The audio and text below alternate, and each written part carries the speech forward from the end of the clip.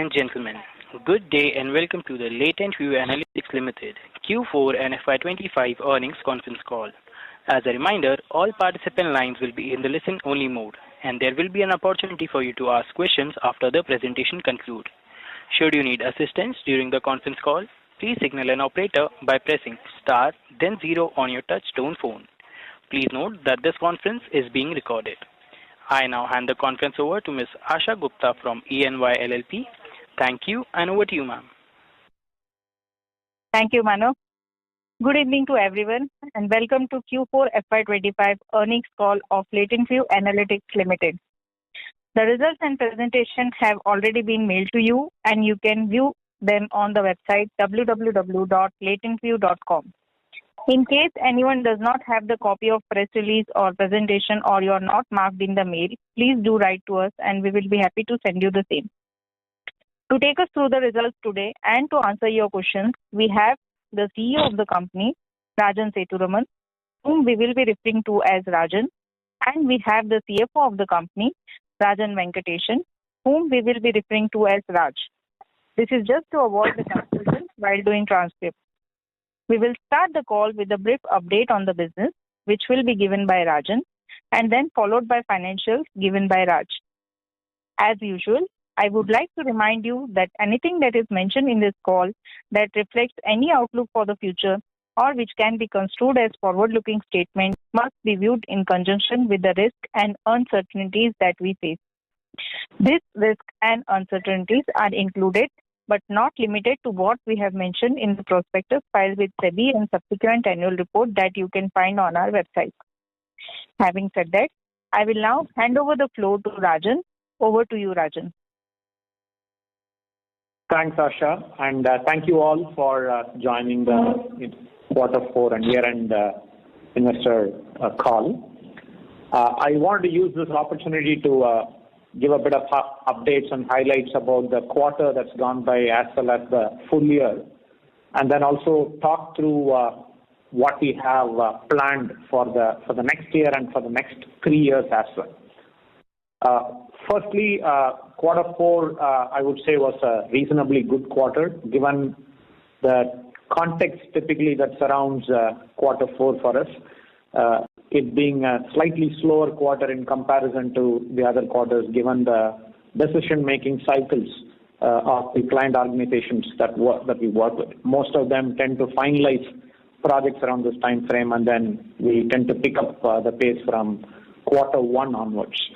That plus the general economic uncertainty that got introduced in Q4 on top of what was prevailing right through the year meant that Q4 was challenging in many ways, but we are very happy to report the quarter-on-quarter growth of 1.6% that we were able to show in spite of this background and context. Overall, for the full year as well, if you recall, we had originally provided guidance in the range of about 18-19% growth. And we were happy to see a bit of an uptick on that when we ended the year coming in at about 22%, right, overall in comparison to the previous. This is just the organic growth that I'm talking about. Of course, we did get a kicker on top of this because of the acquisition of Decision Point. I will cover what is happening on the Decision Point acquisition and the impact of that on our financials and the market outlook a little later during my talk. You would have seen the press release and the highlights that we have already shared as part of that. I will talk about a few other things here that will give you a little bit more perspective on what is happening in our context. First off, we are very happy to see the kind of traction in terms of the new logo additions that we were able to do in the last quarter. We were able to add 7 new logos, and a couple of them were sizable engagements, upwards of $500,000 even at the get-go. We were also able to revive 3 accounts that we used to work with, all of them good, strong Fortune 500 type of companies in multiple spaces. One of them in the retail space, one of them in the CPG space, and one of them in the financial services space. So we were able to get traction back in these accounts, and that kind of gave us an indication of the confidence that some of these stakeholders and clients have, that they bring us back in for specific engagements and opportunities, right, as they come by, even if the macroeconomic environment itself is sluggish. Secondly, we saw a good uptick in the work that we are doing in the space of Gen AI and agentic AI. I mean, I've talked about this in the past calls. We did the number crunching on this, and we saw that in the last year, the Gen AI work that we have done out of the total quantum of work amounts to about 8 to 10%. We're still getting some of the specifics sorted out, but it's a fairly good amount of work that has happened where we have leveraged Gen AI or agentic AI components in the delivery of the work. Many of them are solutions that we have built, and these solutions now incorporate a Gen AI layer, or they are pure Gen AI solutions in themselves, and we are seeing good traction for these in the market. When I look at the next year, we see about 16% of all opportunities confirmed plus open conversations in the Gen AI and agentic AI space.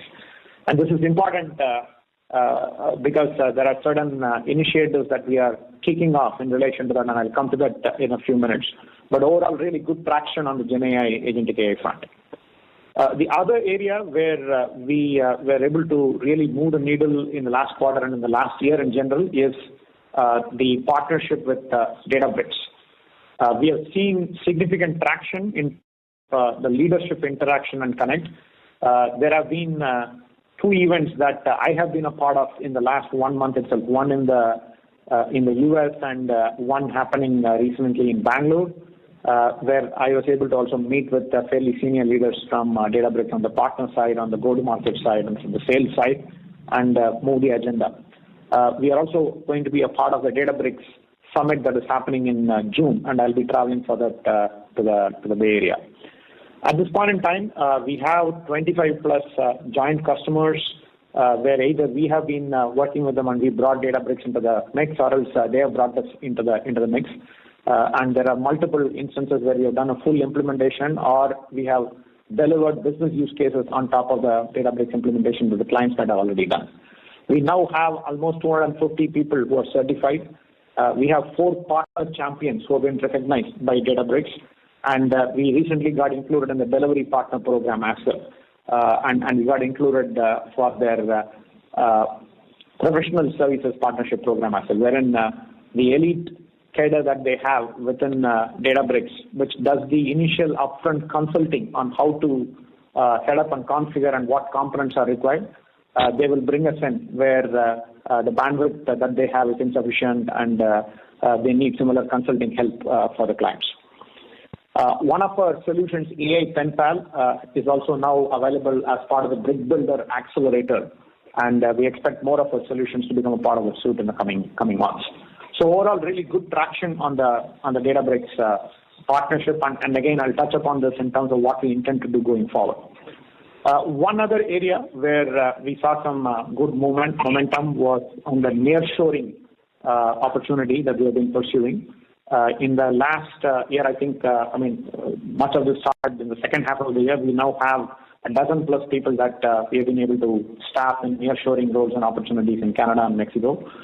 We recently hired somebody who's going to be heading up this nearshoring opportunity from a talent acquisition and staffing standpoint, and we'll be doubling down on this in terms of offering this as an important value proposition for our clients. I'll now turn my attention to what we are looking to do in the coming year and in the next 3 years.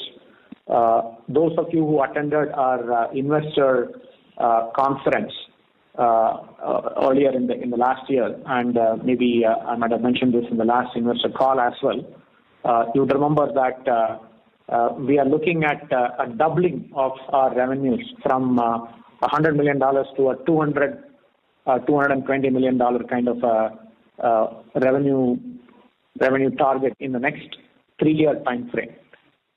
We are on track for that in terms of the internal preparation that we have been doing. There are three important initiatives that I will be personally driving in terms of making sure that we are well positioned for getting to that mark, of course, with the support of the entire leadership team. The first of them is the identification of a set of focus accounts, which we believe will give us the biggest jump from where we are to the revenue target that we have for a 3-year time frame. We have identified about 25 plus accounts. Many of these are accounts are clients that we are already working with. Some of them are more nascent and recent accounts, but we believe that they all offer huge potential for growth, and there is enough opportunity space that we can go after in these accounts. On the back of identification of these focused accounts, the intention is to double down more on expansion and growth and cross-selling opportunities within these accounts. And while we will continue to look at new logo and new account acquisition, the bulk of our effort will go towards growing the accounts where we believe there is a lot of potential. So we will have a growth team, and that growth team will focus on new logos, but we will also be investing a lot more on the account mining and the growth of the existing focus accounts that we have. So more additions to client partners and account managers and account leaders is in the offing, and we are already doubling down on that. The other area is the takeaway from the point I mentioned earlier related to GenAI and agentic AI. We have been building and we have been deploying these kind of solutions for our clients over the last 18 months. But right now, given the traction that we see in the market and the opportunity, we have also decided to set up a center of excellence around GenAI and agentic AI, which will be specifically focused on a few aspects. One of them would be to act as a core team of experts, subject matter experts around the technical and the algorithmic aspects of GenAI and agentic AI, and provide the necessary expertise and solutioning input to all the kinds of problems that we take on.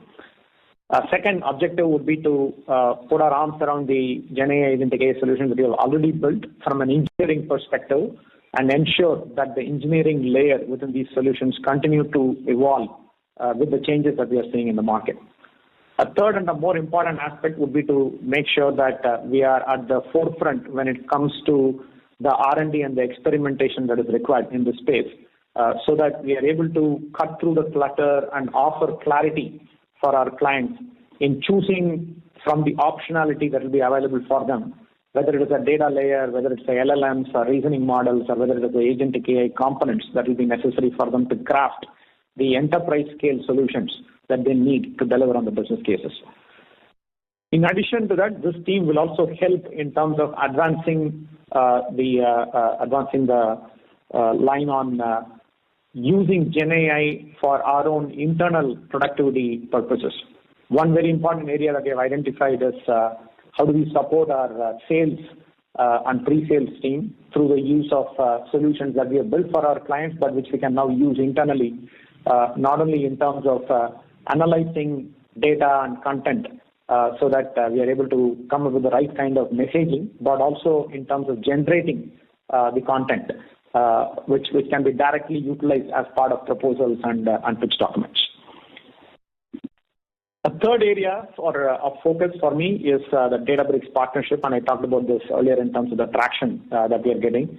The intention is to triple the number of people that I mentioned earlier, 250, 35 people. We want to really go aggressive in terms of building out the Databricks capability. The expectation is that in 3 years from now, when we are at the 200 million mark, more than 50 million of the revenue will be coming from Databricks. Our interactions with leadership from Databricks indicates that they are seeing similar kind of opportunity in the market. They are looking at growing upwards of 50-60% year on year, and therefore there is plenty of potential, right, in terms of what needs to be done in this space. And we believe that we can be a significant partner, right, in that journey.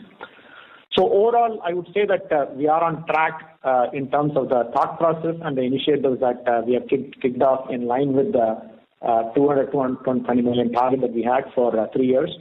The board has been updated on these initiatives, and they are backing us in terms of taking a more aggressive approach in terms of front-ending investments when called for, so that we are well positioned and prepared in terms of what needs to be done. One other area where we also need to make sure that we are up to scratch is on the talent front, because all this will mean that we need to not only bring in new talent that addresses all the skill requirements and opportunities, but we are in a position to upskill the people that we already have as well. A lot of the upskilling will be centered around the data engineering, Databricks partnership, and the GenAI type of work that I talked about. But from a hiring perspective as well, we are looking to double down on fewer campuses, build stronger relationship, open up undergraduate hiring in the US, for example, and also improve the internal process of rotation so that we are able to free up experienced people for the challenging new engagements that are coming our way. Overall, I would say that on the back of all of that, there is a reasonably good confidence in terms of the 3-year trajectory. Coming to FY26 itself, at this point in time, I would say that we have good visibility and confidence for an 18-19% revenue growth. The current book of confirmed work plus the high probability extensions already is more than the 100 million mark, more than what you've done last year. On top of that, the current pipeline, the weighted pipeline, and the confidence on that opportunities will take us to the 18% plus growth that I just mentioned.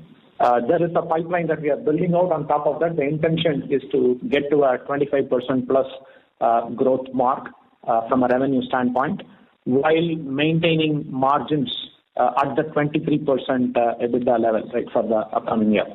There will be a bit of a dip in the first quarter and maybe a bit in the second quarter because of compensation and other corrections that we typically make in quarter one. But we believe that we'll be able to pull back from that, so that for the full year we'll be at the 23% EBITDA mark rate that we have achieved in the last year. The deal pipeline at this point in time, I mean, as I said, I mean, we are seeing strength in certain pockets. I would say that consumer goods and maybe retail down the line could face some challenges because of the tariff and the other uncertainty surrounding that. We are not hearing much news otherwise from clients in the other sectors, namely technology or e-commerce or even BFSI. We are hearing initial murmurs mainly from the CPG and from the retail space, and we believe that this is something that we'll have more clarity on as the tariff-related uncertainty is resolved in the coming months. I just want to spend a few minutes also on the Decision Point acquisition and how it has been going. We have seen that the revenue has dropped in quarter four for Decision Point in comparison to what we were originally planning to achieve on the trajectory that we were shooting for. A couple of reasons for this. One is due to a few accounts where we saw a change in the decision-making regime on the client and the direction that they have taken, right, in terms of how they are setting up their initiatives. We are in conversations with the new set of stakeholders there, and we are seeing some signs of revival in those accounts, but we do need to do more work on that front. So this is one of the key reasons. The other reason is the general downturn that is being seen in the consumer goods space. We have seen this not only in the Decision Point accounts, we've also seen it in the accounts that we have been working with in terms of our consumer goods practice. In general, there is a little bit more tentativeness when it comes to new initiatives, and things have been taking a while in terms of getting new initiatives underway. As I said earlier, the current tariff-related uncertainty will continue to pose challenges as far as consumer goods space is concerned, and we need a few more months and quarters to understand how this is going to play out and how we will position ourselves. What is heartening, though, for me is the extent of interaction, integration, and collaboration that's been going on between the Decision Point team and the LatentView team when it comes to the consumer goods practice. I already made a reference to the nearshoring opportunities in Canada and Mexico. Mexico was a new market, and this has been made possible by the interactions with the Decision Point team. The account plans that we have drawn up for the next year and next 3 years, and the rest accounts that I mentioned, these are all joint exercises that have been done between LatentView and Decision Point, and I believe that we are now able to bring the full spectrum of all of the capabilities and solutions that we have to offer when it comes to consumer goods companies. So we'll be expecting that the upcoming year will be a better one for us. But going into the first quarter, there is still the sluggishness that we sense as far as the consumer goods industry is concerned. Otherwise, I think we have confidence that we are getting off to a good start in this year, and the trajectory will get better as we go along. Hopefully, as some of the external uncertainties are resolved. Yeah. So with that, I will pass it on to Raj to touch upon the financials a bit more. Thanks, Rajan, for I think you presented a fairly detailed note of the performance and also the outlook. And I'll keep it a little shorter than usual and give you maybe a sort of quick overview of the historical performance, and then we can open up Q&A. So in terms of, I think, the last year, which is FY25, I would say the key highlights for us as an organization were we ended the year with two of our big accounts going past the $25 million mark in terms of revenue for the year, which is a big milestone. As an organization, we went past the $100 million mark. This is, of course, with the Decision Point results for 9 months consolidated with 12-month results of LatentView. But it was an important and significant milestone for us to achieve. And this happened within 3 years of us going public. So again, it's a landmark event for the organization. The one other aspect that Rajan touched upon briefly, which was again heartening to note, was a few of the accounts, specifically some marquee Fortune 500 logos that we added in the Q4 of FY25 were logos that we've done work with in the past. So they've actually come back to work with us. And each of these accounts have the potential to go on to be multi-million-dollar accounts. So that was a big positive. On the margin front, I would say strong fiscal discipline, along with, I would say, some level of rationalization that we did on the go-to-market side as far as Europe was concerned, ensured that the EBITDA number that we delivered on a full year basis was well within the guided range. Earlier in the year, we had guided the market that on a full year basis, our EBITDA will be in the range of 23 to 24%. And for basis, it was 23.8%, right? So we were, that's again pretty, or 23.7%, I stand corrected. So that was heartening. In terms of the sectors again, while tech continued to be the dominant and strong vertical for us, the other heartening, I would say, plus that has emerged in this year is the strength that the financial services practice has demonstrated, where we've grown in excess of 60% on a year-on-year basis, and we exited the year with revenues of close to about $10 million for the vertical. As we continue to build the revenue base for FY26, we are fairly positive that financial services will be one of the key contributors for the revenue growth that we plan to achieve. In terms of just the outlook itself for the next year, Rajan spoke about the fact that we are at this point in time looking at we have visibility for a growth of close to about 18%.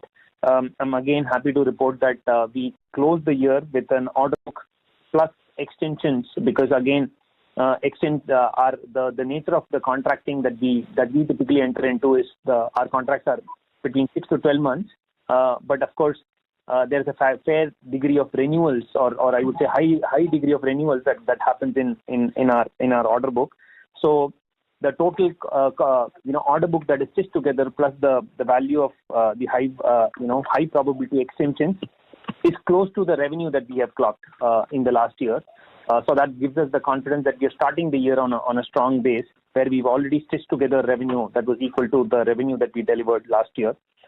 So these are all the positives, I would say. On things that I think, probably are, I would say, did not go as per plan, or at this point in time we see some bit of weakness, is Rajan spoke about the CPG vertical. This is, of course, CPG after the acquisition of Decision Point has emerged as the second largest vertical for us. And you would all recollect that end of last quarter, the CPG plus retail business was close to about 19% of our overall revenues. Whereas for this quarter, CPG and retail is contributed close to about 15% of our overall revenues. The decline, I would say, was largely led by, one, Q3 traditionally is a fairly strong quarter for the Decision Point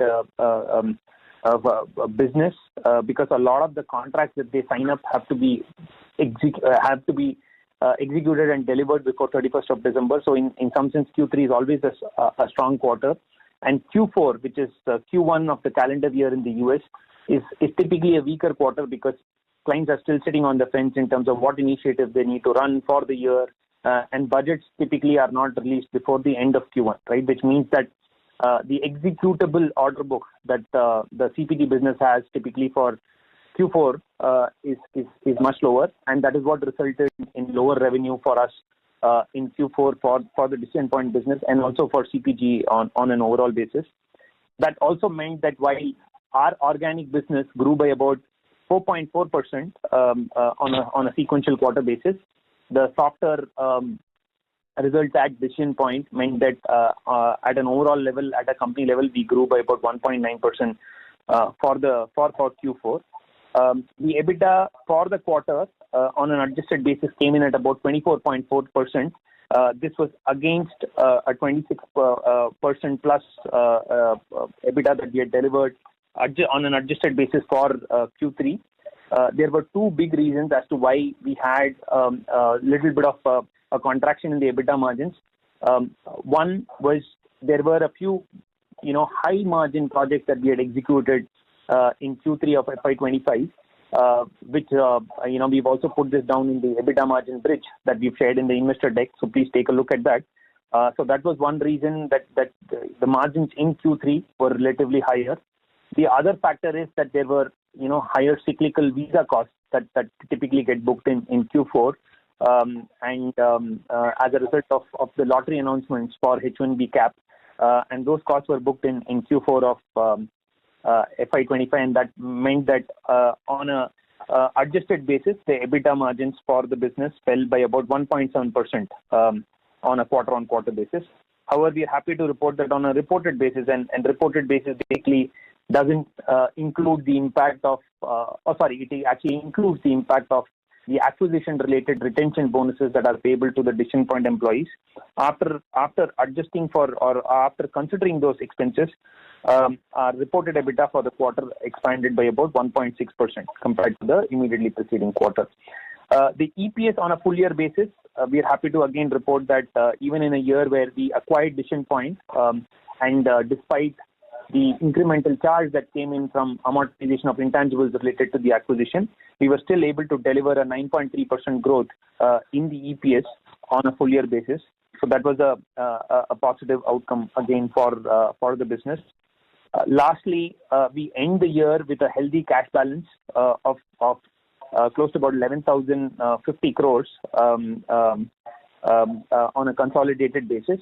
Our employee base as at 31st March stood at about 1,650 employees, which meant that we had a net addition of about 27 employees in the most recent quarter. So with that, I'm going to be closing my session, and then we can open up for Q&A. Over to you, Asha.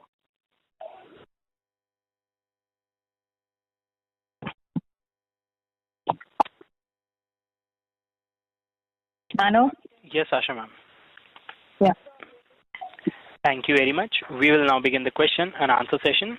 Anyone who wishes to ask a question may press star and one on their touch-tone telephone. If you wish to withdraw yourself from the question queue, you may press star and two. Participants are requested to use handsets while asking a question. Ladies and gentlemen, we'll wait for a moment while the question queue assembles.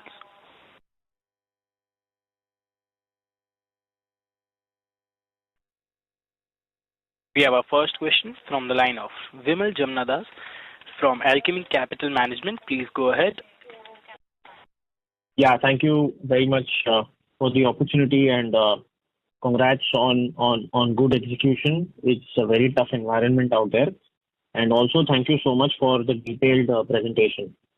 Very well covered indeed. Sir, just wanted to get a sense on 18 to 19% growth on an overall basis in such an environment seems to be extremely good, if I were to put it mildly. Just wanted to get a sense because what we believe and what we've heard is that mostly the high-tech companies would be forbidding a lot of their investments in newer products and services before they have certain amount of clarity as to how the economy shapes up, etc. So in this kind of an environment, what are we building in from our largest vertical? That is point number one. And secondly, what are you seeing in the overall environment X of the high-tech vertical, that is financial services, etc. What are we seeing there in terms of discretionary spending? Because our peers are clearly looking at a lot of weakness, especially in the next couple of quarters. So are we looking at a soft couple of quarters and then probably acceleration afterwards, or how should we think about growth panning out? Yeah. Hey, Vimal, thanks for your acknowledgement and your wishes. From a commentary perspective that we are hearing from the clients and prospects, as I mentioned earlier, concern, we have heard concern in the consumer goods vertical and to some extent in retail. Industrials, which includes automotive for us, right? We have again heard concerns related to tariff and barriers. But we have also been seeing how that environment has been evolving or changing so rapidly. I think only earlier this week, some relaxation on tariffs related to auto industry and components was announced. So we'll have to wait a bit more for clarity, right, as far as those verticals are concerned. You are right that our largest vertical, right, when it comes to technology, we haven't heard any concerns related to the tariff uncertainty, right? Or in general, the uncertainty that's been talked about on account of the change in regime, right, and the new way the U.S. government is approaching. If at all anything, I have heard a lot more positive news in the last visit that I did. I was able to attend the Google Next event in Las Vegas last month, and there was a great degree of excitement and optimism about the new possibilities, right, in terms of what one can do with AI, Gen AI, Agentic AI. Agentic AI was featured so much in all the days of the conference, not just by Google, but even by multiple partners, organizations that they work with clients who are utilizing the Google environment. So there seems to be a lot more excitement about the new possibilities that are being introduced by the rapidly evolving technology, rather than the uncertainty that might be resulting, right, from the tariff and other concerns. But it's still early, I would say, to conclude one way or the other, because some of these things, it takes time to percolate down. For example, if the auto industry and consumer goods and retail industries were to suffer similar substantial setbacks, then I'm sure that there will be a ripple effect onto technology spending by those industries, and in turn, it could have an effect on tech companies as well. So at this point in time, we're not hearing anything from them. The same goes for banking financial services as well. In fact, in the last quarter, we won one of the accounts that we won, as I mentioned, was in the BFSI space, right, upwards of $500,000 and with potential to grow to $2 million. We reacquired another account in the BFSI space in the last quarter, And only this morning I received further news that that engagement is expanding and more work is coming our way, right, from that client. So in general, it's been fairly positive as far as the interactions are concerned.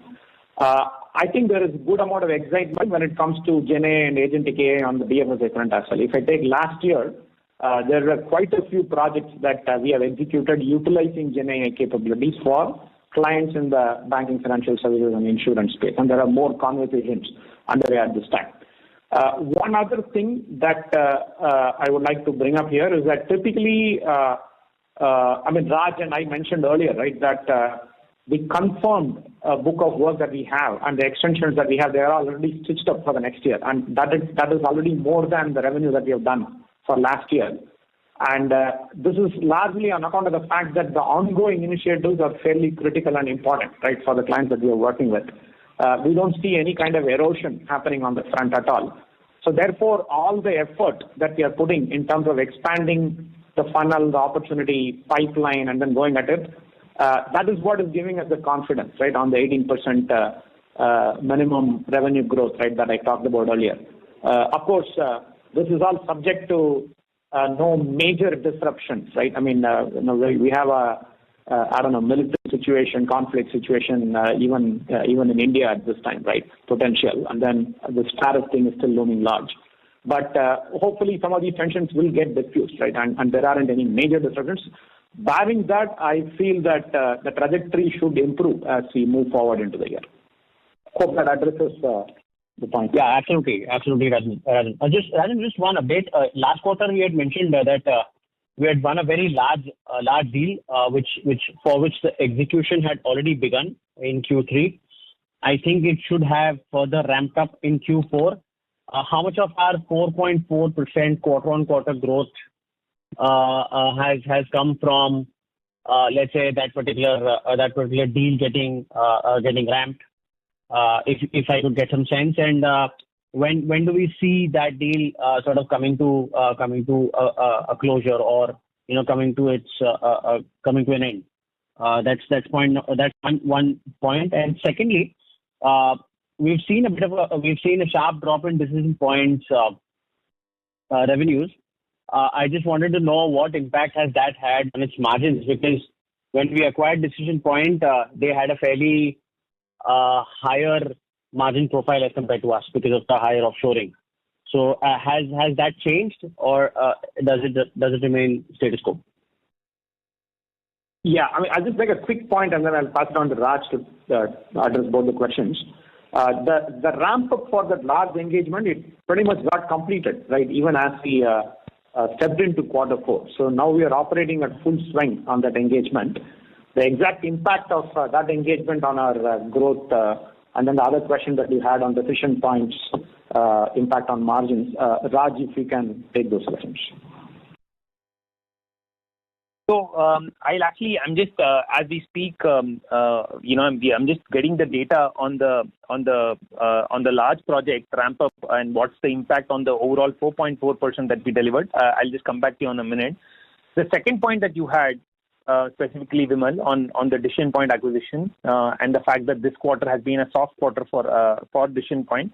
So definitely your point is well taken. The fact that their business, one, from a scale standpoint, is a subscale business today, and some of the investments that they have made, right, on the go-to-market side, as well as the channels that they've invested in, is for a substantially higher scale, right? Which means that whenever there is a drop in revenue, that does have an impact on the overall EBITDA margins for not just for Decision Point. It also has an impact on the EBITDA margins that have been reported for the group as a whole. But I'm happy to report that the business, while despite the fall in revenue on a full year basis, they have the Decision Point business continues to operate at deliver a business EBITDA of close to about 18%. This is despite the drop in revenues that they had for the most recent year. Most of it has been driven by the muted sentiment in the consumer space. We believe that some of this is short term in nature. The level of activity and engagement with clients definitely is quite high. We are also very, very positive that Q1 of next year will be much more stronger for Decision Point compared to what they did in Q4. But having said that, we still, I think, CPG, for us to get back to the company growth rate levels, I think that will take us a couple of quarters, and that's what Rajan and I have been alluding to, that it will take us at least a good, 2 quarters before we start seeing the company level growth coming back to CPG. In terms of your first question on the large project itself, right? So we had, I would say, in percentage terms, if I were to put this, we had the impact of the ramp up on the full year on the quarterly revenue growth will be close to about 2%, Vimal, of the 4.4%. Thank you. We have our next question from the line of Rushabh Shah from Bajal Rock PMS. Please go ahead. Yeah, hi sir. Thanks for the opportunity. So I have 3 questions. So in the previous call, you mentioned that the new logo addition, there was like a one account with whom you were able to re-engage and bring them back into your fold. So 2 questions on this. So what was the reason that account left LatentView? And secondly, what steps did you take to bring him back to your portfolio? Yeah. So this is, Rishabh, thanks for the question. This is something that is typical as well. Typical in the sense that about 20% of the work that we do in any year tends to be fixed fee, fixed scope, clearly defined specific initiative projects. Okay. And in quite a few instances where we are getting started with a new logo, we might engage in that fashion, okay, to begin with. So typically, in most instances, these translate to follow-up managed services engagements, but we also see instances where we work with them once and then there is no immediate opportunity to re-engage. In our internal systems, when we do not have work, if you're not working with a stakeholder account for a period of 1 year, then we classify them as they are no longer part of our accounts. So when we then re-engage with them, then it becomes a revival. Okay, so that's what we are referring to, right, when we say revivals. In more often than not, the reason for revival is because the first engagement would have been an impactful engagement, but because it was a specific initiative and that's what they wanted help with at that point in time, and there wasn't anything in the nature of managed services that could happen immediately, we would have stopped working. And then when they come back to us, it's because they now have more work that they want to do. So I would say that it's mainly on account of the fact that we would have delivered impact in that first engagement, right? That brings us back to them. Of course, this is not the case in all instances. There are several accounts or logos where we would have done one engagement only, and then we never engaged with them again, right? In any of the subsequent years. But it is good to see that there are multiple. I mentioned that there were 3 accounts of that nature, right, in this last quarter where we were able to revive. One other reason the revival is happening is because we are also making a concerted effort in that direction. Because what happens is, especially in the technology and the e-commerce platform ecosystem, there is a lot of movement. People change jobs and they move on to other roles. So we are also running a concerted program where we are able to reestablish contact with them and then let them know about the latest value propositions and solutions that we are bringing to the table. And if there is resonance, then we are able to re-engage on specific initiatives or even in a managed services model. Okay. That's my second. Thank you, sir. And my second question is, in the terms of number of clients, the lower segment of clients, let's say less than like 50 to 100 million, are we focusing less on these kind of clients to gain more accounts in the upper segment, like more than 500 million? Because the clients we serviced in 2023 for 50 to 100 million were around 12. Now we have only 7. just wanted to have your views on that. Are we focusing to gain more accounts in the top tier clients? Yeah, in general, the philosophy is to work with larger Fortune 500 companies where there is a fairly broad spectrum of opportunities within the data analytics space itself. Earlier in my opening remarks, I mentioned how we have identified 25 plus focus accounts, and we believe that the bulk of the revenue growth we expect in the next 3 years will come from these accounts. We are expecting almost 90% of the growth in the next 3 years to come from these accounts.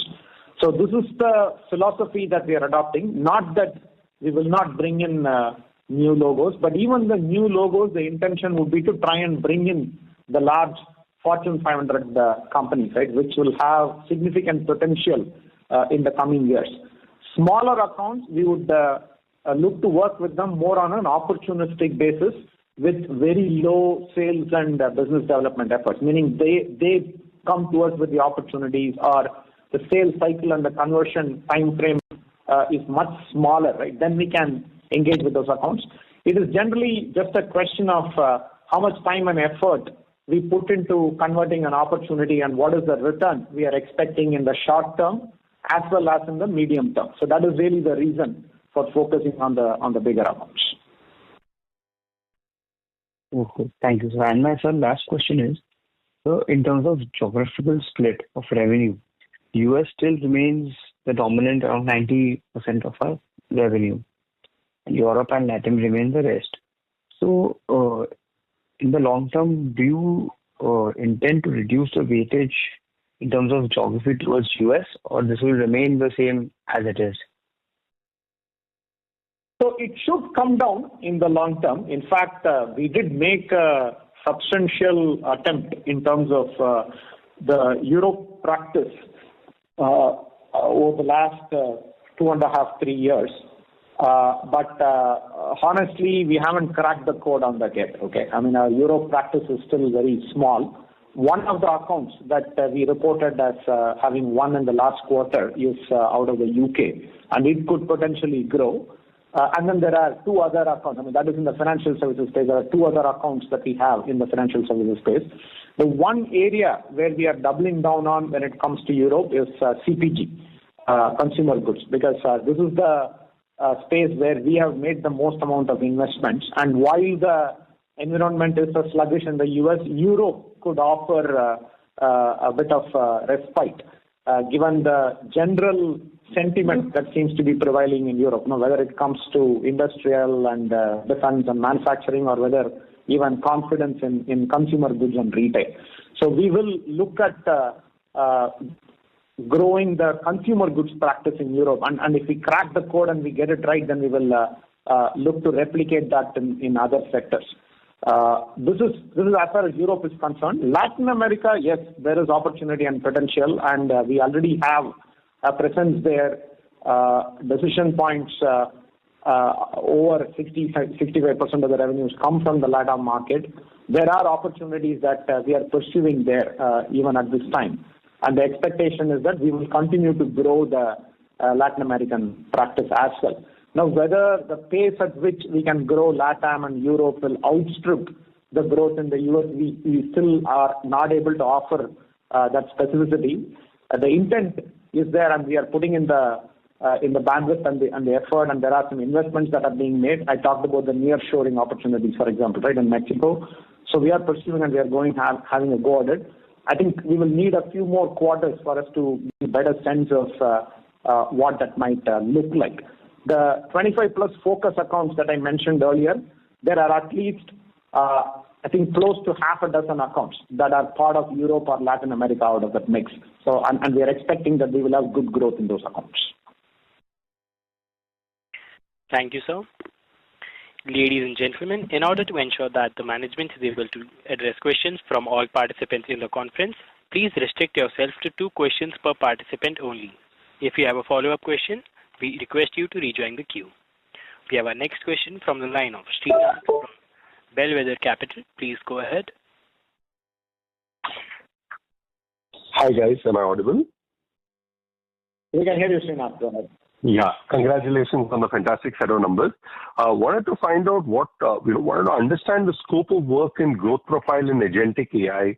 How many proof of concepts are we having right now? To understand, is this largely a cost-saving mechanism, or are we, executing POCs which are like end customer-facing solutions?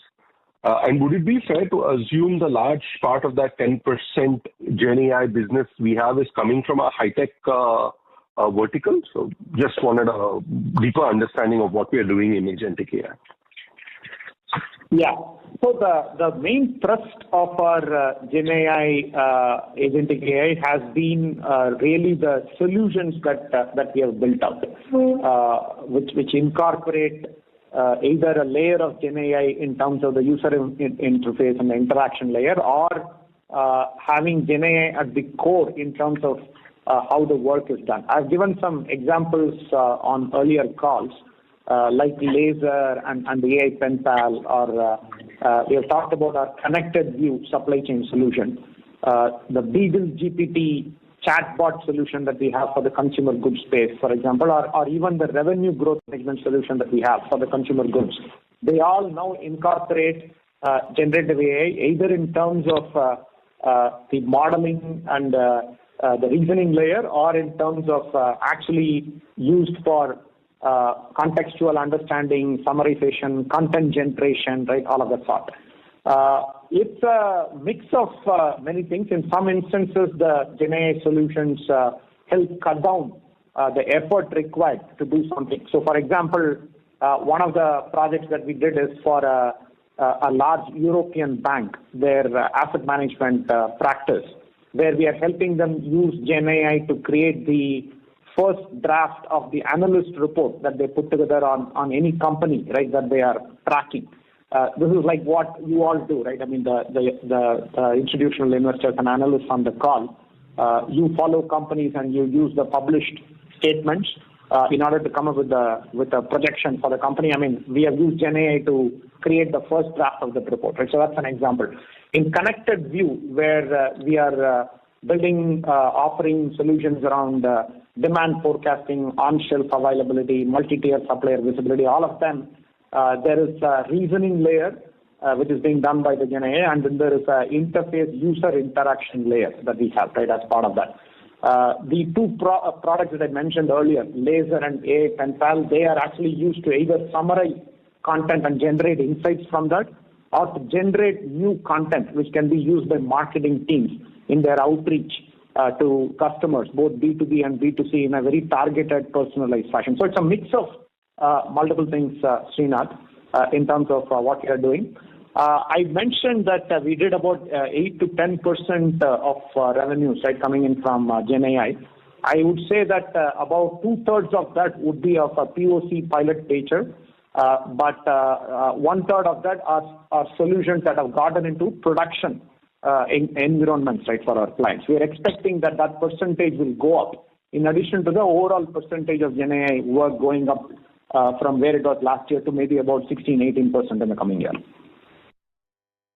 Perfect. Great. One housekeeping question, Raj. You wanted to understand this interest cost that we are reporting in the P&L. There was a jump in that line item. What kind of is driving that number? That would be great. So this is more specifically in relation to the lease that we've had. So we've had a new lease contract that we've signed for our San Jose office. It's essentially that cost from an accounting standpoint gets classified as a right to use asset, and then there's a depreciation cost and a finance cost that comes from amortizing the right to use asset. The second point is just 1 second. Yeah, the second point is, of course, there is a redemption liability that is there in relation to the acquisition for the remaining 30% of shares at decision point. And that liability, when it unwinds, because you do a present value of that liability as on today, and as time goes by, there is an unwinding that happens. And so today, because based on the remeasurement as of 31st March, the unwinding of that liability has resulted in a interest cost that we have booked.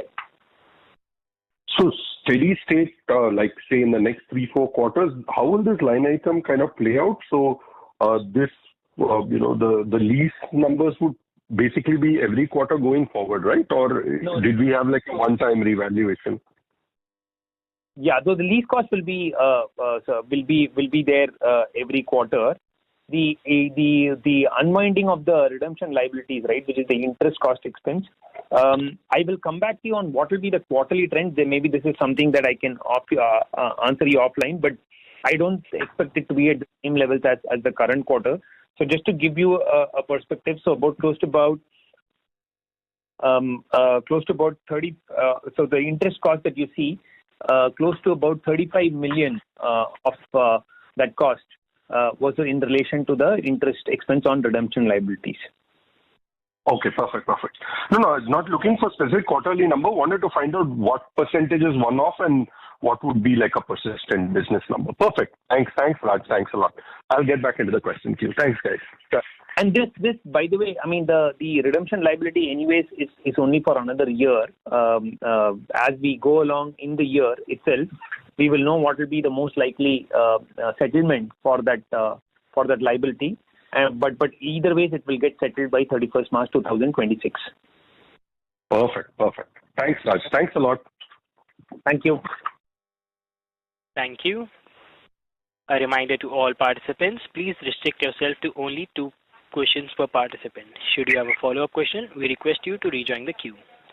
The next question is from the line of Shubham Sehgal from Simple. Please go ahead.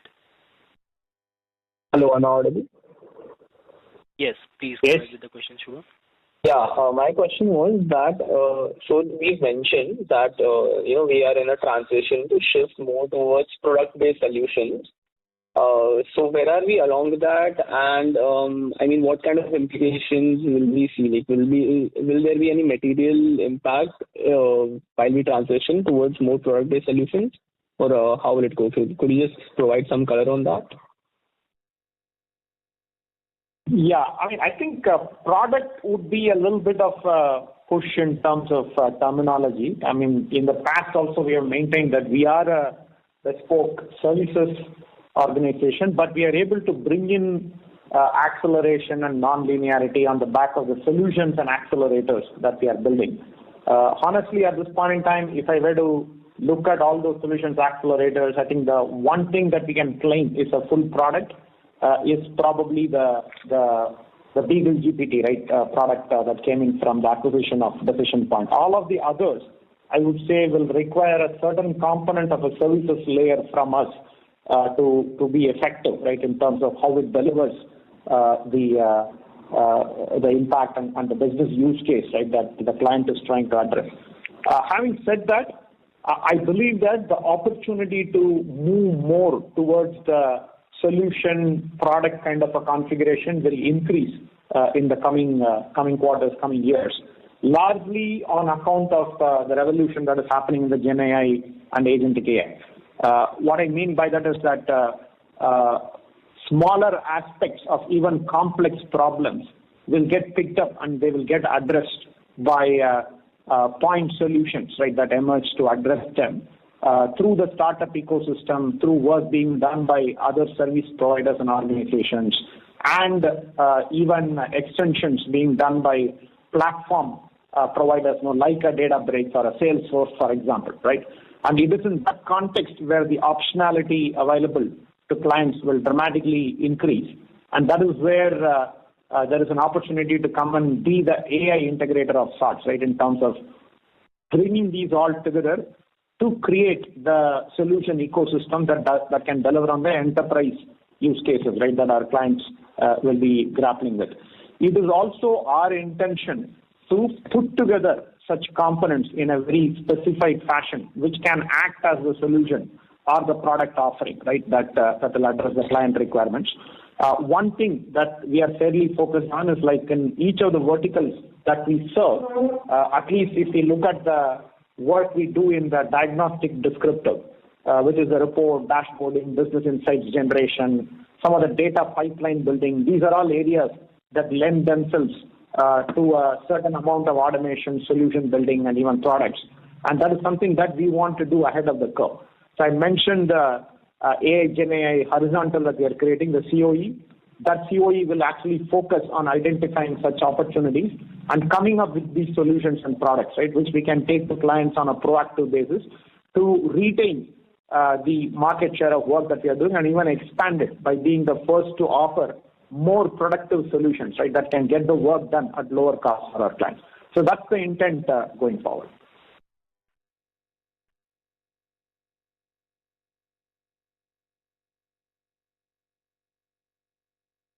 Thank you.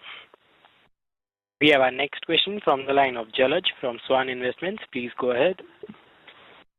Yeah. Am I audible? Yes. Yeah, we can hear you. Yeah. Thanks for the opportunity. This has got more to do with the bookkeeping question. If I were to see the other income, which roll up for this year comes at around 758 million, and for last year also it was around 737. So just wanted to understand the cash balances would have reduced. So how come is it that still the other income has increased, and what sort of yields should we expect or built in for our case going forward? Hi, I'm sorry I didn't get your name. Yeah, this is Jalaj Desai from Swan Investments. Yeah, thanks for your question. So to your point on what is the impact of the reduction in the cash balance rates, of course you're right. There was a reduction in the overall cash balance because Q1 of this year, we spent close to about 300 plus crores, 320 crores to be precise, to acquire the 70% in Decision Point. So of course to that extent there was a reduction in the cash balance, but through the course of the year we have continued to add to the cash balance, of course, and for the year we've delivered a full year EBITDA of close to about 23%. So that resulted in an addition to the cash balance, even though we expended close to about 320 crores. In terms of the comparative number, right, between what we had for this year versus last year. So if you see the overall, I would say interest related. Just give me 1 second. Yeah. So the net gain on foreign currency transactions is more or less in line with what we had for the last year. The reason why we had a slightly comparable other income for this year compared to the last year was higher gains that we had from sale of mutual fund investments during the year. Of course, these are again AAA rated. These are mutual funds that invest in AAA rated funds, but through the course of the year, due to a falling interest rate scenario, we did have some level of better returns on the mutual fund portfolio, and that resulted in a higher gain from sale of these mutual funds. So that, in some sense, offset the lower interest income that we had on the treasury portfolio. I hope that answers the question. Yes, that does. Right. Thank you.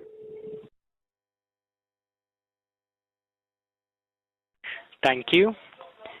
We have our next question from the line of Pratap Maliwal from Mount Intra Finance. Please go ahead. Hi, am I audible? Yes, sir. Hi, thanks for taking my question. I just wanted a clarification. In your opening remarks, you said that 2 of our accounts went past the $25 million mark. Is that correct? Yeah. So, yes. The 2 of our accounts, one of the accounts was very, very close to $25 million, and then the other account went past $25 million. So that's correct, yes. Okay, so out of our revenue base of about 100 million, 2 accounts contribute about 50 million of that share. Is that right? That's correct, yes. Okay, so now I see in our presentation that about 60% of the work that we do is in the diagnostic descriptive space, which, as you said, lends itself to automation and probably commoditization. So how much of the work that we do for these 2 accounts can kind of come under pressure, because this is a very critical part of our operations clearly. So any comments on that? So I can take that, Raj. So the 2 accounts in question, they are both in the tech space, and it's in the tech space where we also get to do a lot more of the predictive, prescriptive analytics as well as the Gen AI work.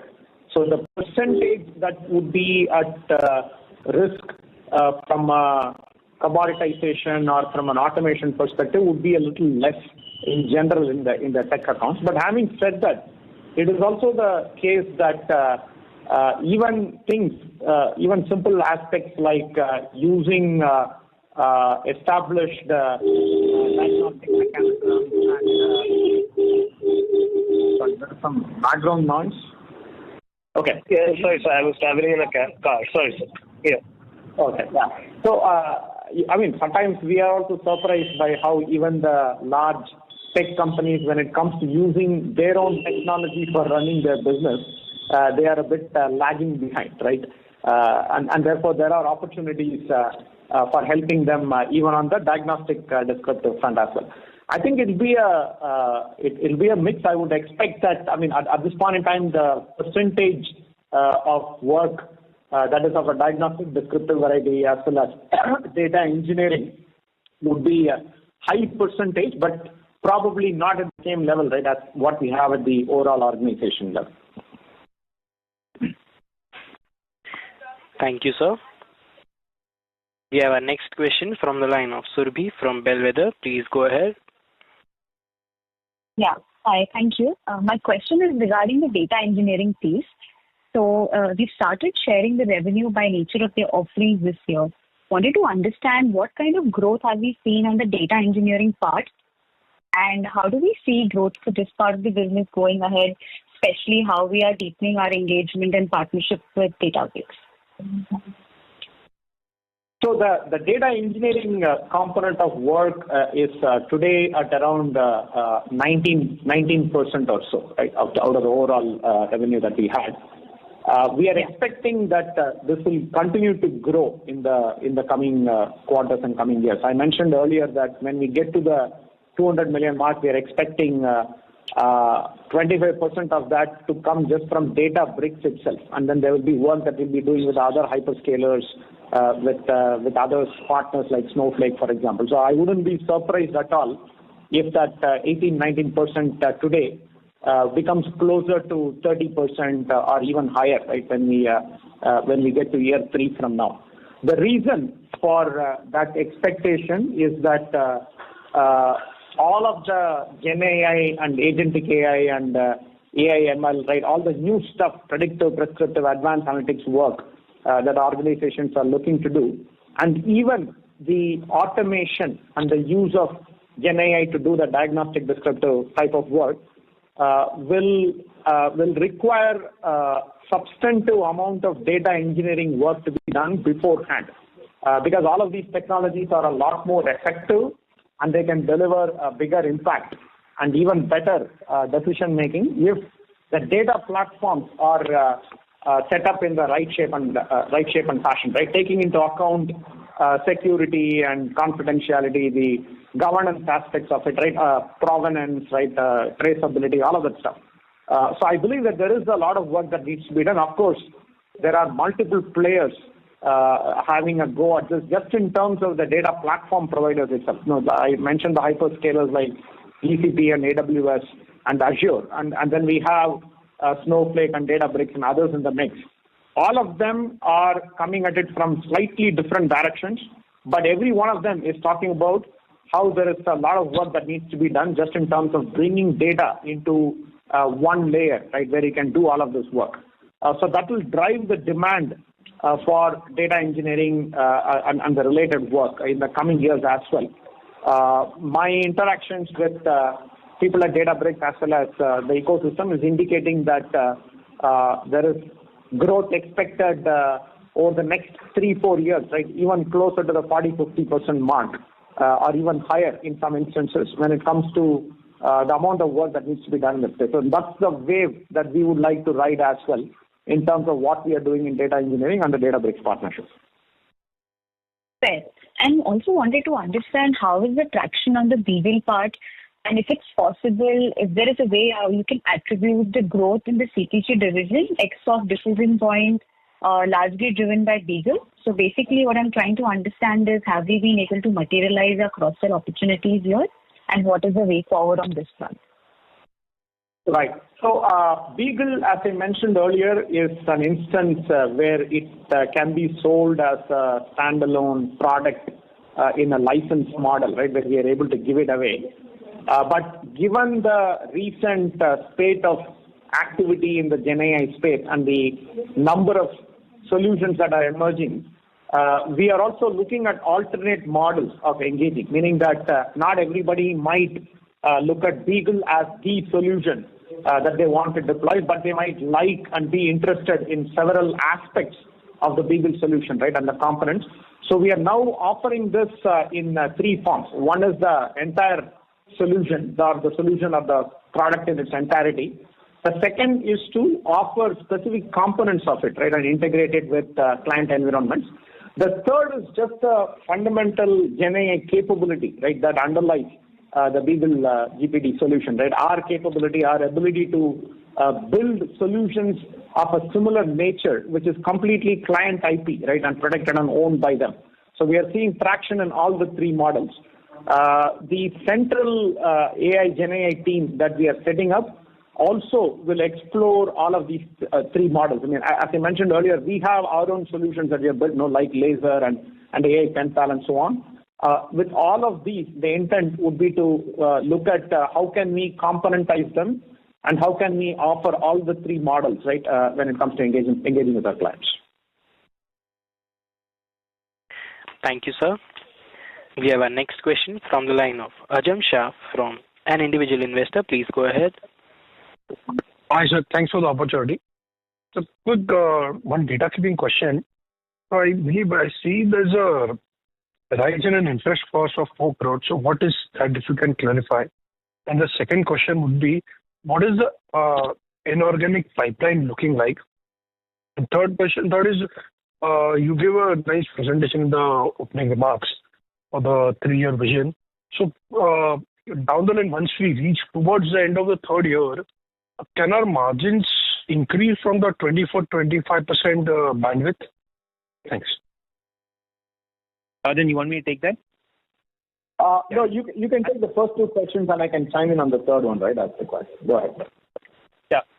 So on the first question, I did address this as a part of one of the earlier questions. The increase in finance costs that you see is essentially around the unwinding of the redemption liability that we had booked for the acquisition of the remaining 30% in Decision Point. So close to about 3.5 crores of the 4 crore increase that you spoke about is coming from the unwinding of the redemption liability. So in some sense, it's not linked to the core operations of the business. This unwinding will discontinue post March 2026, right? The second question that you had was, sorry, if you can just help me recollect this. What was the second question? The M&A pipeline. Inorganic pipeline. Yeah, at this point in time, I think the inorganic pipeline, we've from a strategic standpoint, what we have decided is that we will focus on data engineering companies that have a bias and a focus on Databricks and have very strong Databricks capabilities. So those would be organizations that we are looking at. In all fairness, I would say the last couple of quarters, the focus was really on integrating the Decision Point acquisition into the LatentView business, and therefore we didn't want to initiate or I would say look at new opportunities. But having said that, as we start FY26, I think there is a renewed focus on again going after inorganic as a growth lever, and we will continue to look at opportunities on the Databricks side. In addition to that, we will also continue to look for, I would say, investment opportunities in companies that have very smart or deep AI or Gen AI capabilities, right? And these could be in the form of not in the form of maybe acquisitions, but more in the form of investments. And these would be capabilities that we could then go and cross-sell or upsell to our clients, right? So that would be the intent behind making some of these investments. So these are, I would say, the two broad areas that we've identified for inorganic in the coming 2 to 4 quarters. In terms of the pipeline itself, as we speak, we are in the process of building a pipeline to execute, and you will hear more updates when we come into the analyst call after the Q1 results on the inorganic side. On the third point, which is specifically around what will be our exit margins if we were to deliver the 200 million sort of a number, there is of course no doubt that for the next 2 years the focus will be on ensuring that we invest ahead of the curve, because for us to get to the 200 million, we do believe that we may have to sacrifice margins in the short term and the medium term maybe, which when I say short to medium term, this will be for the next couple of quarters to about say 6 odd quarters, right? So we will have to make sustained investments for us to get to the 200 million. However, from experience and from having sort of run this business for several years now, we do know that in our business, if the top line is achieved, the bottom line or the margin and profitability is something that we have a good handle and we are able to manage those costs in a much better fashion. So if we're able to deliver the growth to get to the 200 million, our sense is we should be higher than the 25% margin that we are currently in the range of. We are in the 23 to 24% range. Our EBITDA margin should go up even higher than 25%. But in the short to medium term, we would want to keep the investment levels high and sustained for us to get to the 200 million. Okay. This helps a lot. Thank you. Thank you. We have our next question from there was a question from I think there was a question from the someone from Alchemy Capital, where they'd asked for the top 2 accounts, what is the level of diagnostic and descriptive work that we do in percentage terms. So that number, I didn't give the answer that time. It is close to about 33%. That's the level of work that we execute in the top two accounts. Thank you, sir. We have our next question from the line of Shubham Sehgal from Simple. Please go ahead. Hello. Am I audible? Yes. Yeah. So I think we've given the revenue growth trajectory, but I just want to ask about the margins. So right now I think we closed margins near 23% for the whole year. So what kind of margin trajectory can we expect going forward? Will it be in the range of 22 to 24 how it has been, or can it go beyond 24% also?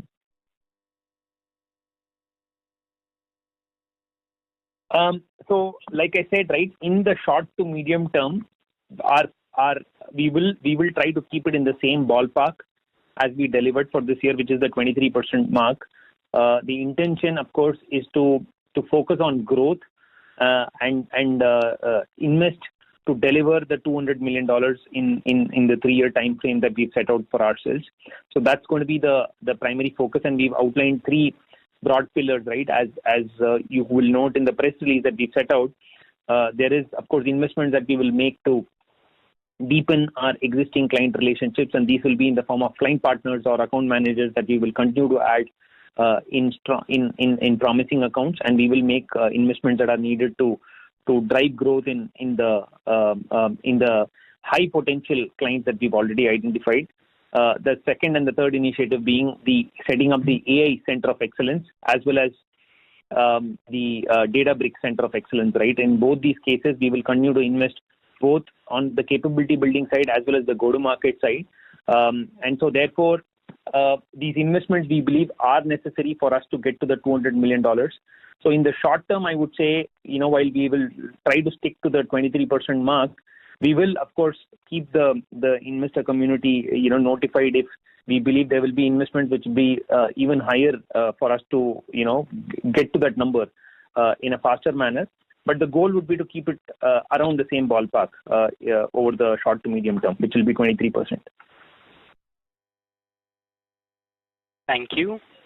We have a last question from the line of Varun Kumar, an individual investor. Please go ahead. Hi. Thanks for taking my question. My question would be about the next quarter outlook. What will be the revenue growth that you are looking for next quarter? So at this point in time, we are looking at a quarterly growth in the 4% or so. I mean, that's what we have confidence of at this time. We will need to look at a few opportunities that are currently pending closure to see whether we could do better than that. Thanks for taking my question. Thank you. As this would be the last question for today, and I now hand the conference over to the management for closing comments. Over to you, sir. Yeah, thank you, Manav. So I think we did provide a fairly comprehensive update when we started off. My summarization would be that we believe that there is a lot of opportunity in terms of the evolving environment when it comes to the technology developments that we are seeing in our space, whether it is related to what needs to happen in the data engineering and the capabilities and the platform building, or whether it is the Gen AI and agentic AI revolution that is happening. We also believe that a lot of the action is going to be driven by an ask for improved productivity and efficiency and automation. And the organizations that can help clients do these things by building solutions and value propositions ahead of the curve will be the ones that will do really well in that environment. We intend to be one of them. So all of the three initiatives that I mentioned at the outset, whether it is a doubling down on the focus accounts and helping them think through these choices and then riding the growth with them, or whether it is the data engineering, Databricks capability that they are building, or whether it's the Gen AI, agentic AI, horizontal, all of them are aimed in some sense in capitalizing on the winds of change and evolution, right, that are blowing within our context and landscape. That is the intent, and that's what we are all committed and building out to. If we do this right, I believe that the opportunities would be plentiful. I did mention earlier that when we all sat down as a leadership team and looked at the next 3-year growth path and where we can get to, there was a great deal of optimism just in terms of the opportunity space available even within the 25 plus focus accounts that I mentioned, not to mention the other new logos, right, that we are looking to acquire within the time frame as well. So overall, at this point in time, we feel fairly confident and optimistic about how this trajectory will evolve for us in the coming quarters and coming years. Of course, short-term macroeconomic context and uncertainty will play a role in terms of how things shape up. I'm sure that you are hearing similar commentary from other service providers as well in IT as well as in data analytics. We will not be completely immune to that. But given that we have been able to renew all of our work for the next year from the work that we did last year, and as Raj and I mentioned, we are already set up for more than the revenue that we did last year, and then there is a pipeline that we are looking to drive for this year as well. That all gives us a sense of confidence that we are doing the right things, that we are relevant to the clients. The work that we're doing is relevant. We will continue to work on these areas that I mentioned, right, bringing more innovation and productivity benefits, right, to our clients in the work that we do as well. So that's the intent. I will pass it on to Raj if he has any concluding remarks. But otherwise, thank you all for joining the call, and I look forward to connecting with you again in the next quarter.